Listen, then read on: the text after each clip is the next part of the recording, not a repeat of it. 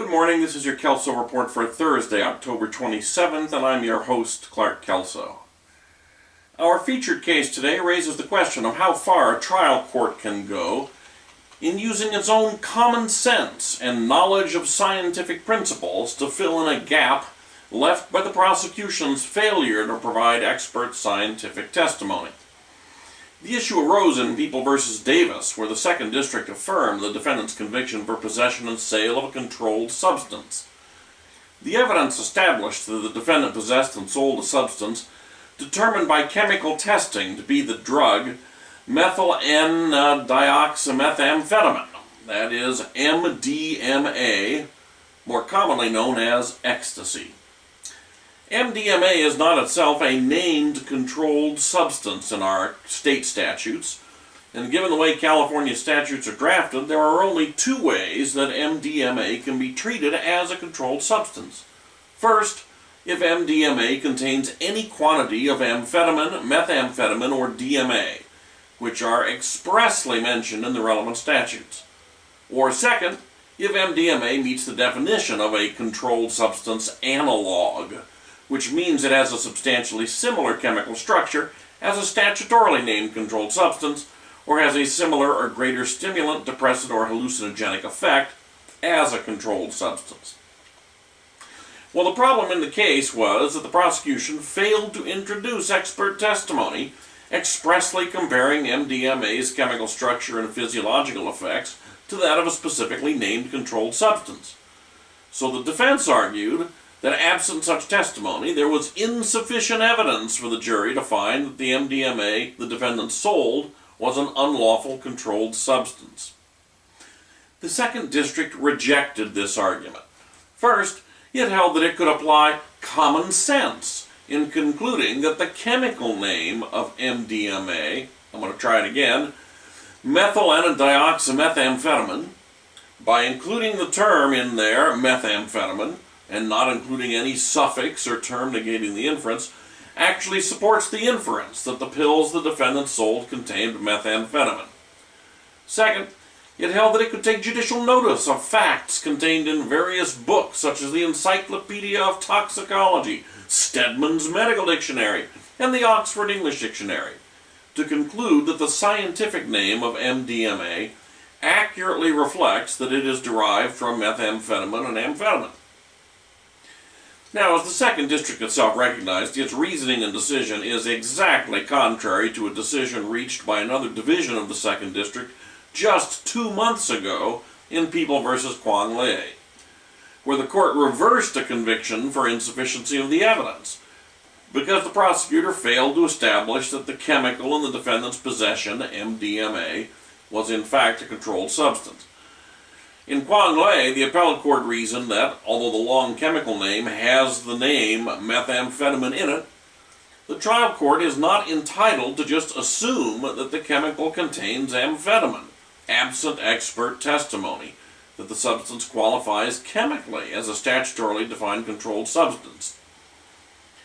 Well, given the conflict between these two decisions and the prevalence of prosecutions involving ecstasy, I think the California Supreme Court is going to have no choice but to grant review and resolve the question of whether the prosecution needs to introduce expert testimony to resolve the chemical naming and composition problem, or whether the trial court's own so-called common sense regarding naming conventions in the chemical sciences is enough to bridge the gap. Alternatively, the legislature could of course solve this problem for us by adding MDMA to the list of chemicals that are legislatively determined to be controlled substances. That's the way federal law treats this problem. One way or another, the uncertainty created by these conflicting opinions will need to be resolved. Well, our first one-liner is in the area of criminal sentencing in People v. Kingsbury. The 2nd District affirmed the trial court's decision to re-sentence defendant to a 6-year term after it was discovered that the original 4-year sentence ordered by the court was unauthorized by law. The defendant had pled guilty to one count of committing a lewd act upon a child under the age of 14 in violation of Section 288 of the Penal Code. The trial court's minute order stated that the defendant was to be imprisoned in state prison for a total of 4 years, and that the court had imposed, quote, the midterm of 4 years, close quote. Unfortunately, the triad of punishments under Section 288 is 3, 6, or 8 years. There is no 4-year midterm. Upon being notified of the error, the sentencing court corrected it by resentencing the defendant to 6 years. Relying upon California Supreme Court precedent, the Second District rejected the argument that the resentencing constituted double jeopardy. Double jeopardy precludes the imposition of a more severe sentence following an appeal, but that rule does not apply when a trial court pronounces an unauthorized sentence. In those circumstances, the trial court can correct its error, even when the result is a longer sentence. Next, in the area of attorney's fees. In CDF Firefighters v. Maldonado, the 5th District held that attorney's fees were recoverable under Section 1717 of the Civil Code, where one claim had been adjudicated against the plaintiff, who then voluntarily dismissed its remaining claim. Now, the plaintiff tried to rely upon Subdivision B2 of Section 1717, which provides that, quote, where an action has been voluntarily dismissed, there shall be no prevailing party for purposes of this section, close quote. The court rejected this argument, reasoning that where a party has 2 separate causes of action, and has one of those causes of action adjudicated against him, that cause of action cannot then be voluntarily dismissed. So the other party is indeed a prevailing party as to that action. In other words, the word action in Section 1717 does not mean suit or complaint, and there can be multiple actions or obligations combined in one suit. Next, in the area of civil procedure and forum selection clauses.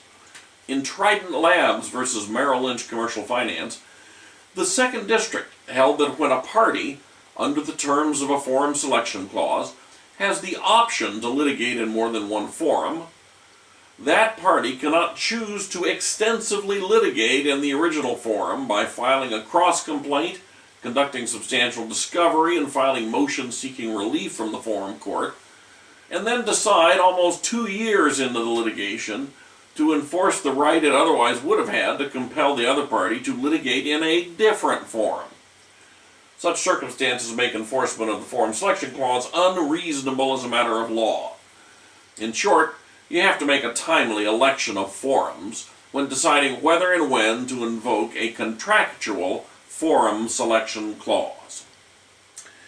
Finally, in the area of criminal law, in People v. Santana, a majority of the 4th District panel voted to reverse the defendant's conviction of attempted mayhem because the trial judge gave the jury an instruction defining mayhem that was argumentative and created an imbalance in the prosecution's favor by stating that a serious bodily injury for purposes of mayhem, quote, may include a gunshot wound, close quote. Since the only evidence of attempted mayhem was the defendant's conduct in shooting 3 bullets into the victim's leg after the victim already had been beaten and was lying on the ground, the trial court's focus on gunshot wounds virtually directed a verdict on the attempted mayhem count. The dissent here took a common-sense approach to the case, noting that it is almost inconceivable that a person would shoot 3 bullets from a .38 into the victim's leg without intending to cause the sort of serious injury that constitutes mayhem. So for the dissent, the majority's hyper-technical arguments seemed quite irrelevant to the real facts before the jury. I must say that I'm more with the dissent in this case, particularly since defense counsel did not object to the portion of the instructions that were the basis for the 4th District's reversal. So even though the law here, there's no big legal issue here, it does seem to me this case is a good candidate for some type of review by our Supreme Court, either granting review or perhaps ordering depublication. Well, that's it for today's Kelso Report. Have a great day in the law.